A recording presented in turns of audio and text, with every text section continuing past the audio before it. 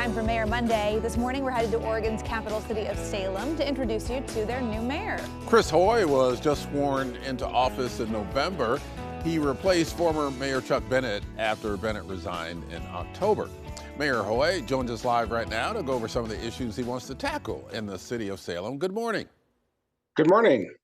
Yeah, tell us about what Salem's homeless situation is and what are the latest efforts to deal with it?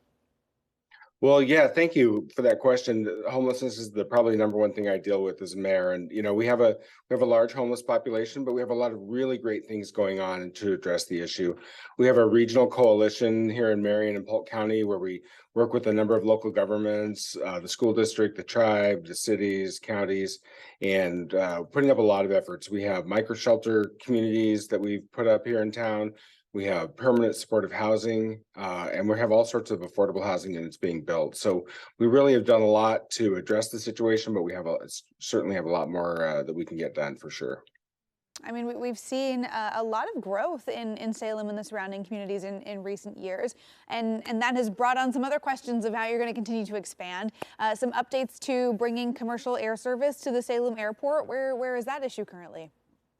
Yeah, commercial air service returning to Salem is really exciting, and we're probably 3 to 4 months away from that, and really excited about the possibility of having passenger air service here again. People don't often realize that we're the second largest city in Oregon, but yeah, we don't have commercial air service, so it's really going to be a really important economic driver to get that back here, and we're probably late May, early June, we should be having passenger service. Are you talking with any specific carriers about this right now? Or We are. We are. can you tell us who it might be? I can't. We actually are under a non-disclosure agreement currently while we work out the details. So can't talk about any actual carriers. We're talking to, I can tell you just in general terms, we're talking to low-cost carriers.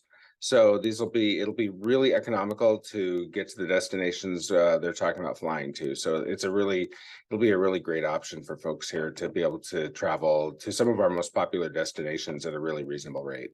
Yeah, I think that's going to be great for travel to, especially to the south part of the valley. So we'll certainly be following up with you on that when you can share more details. That's right.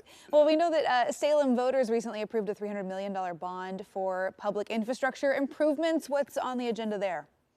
Yeah, that's really an exciting thing that happened. 65% of our voters approved a $300 million bond that's going to improve our roads.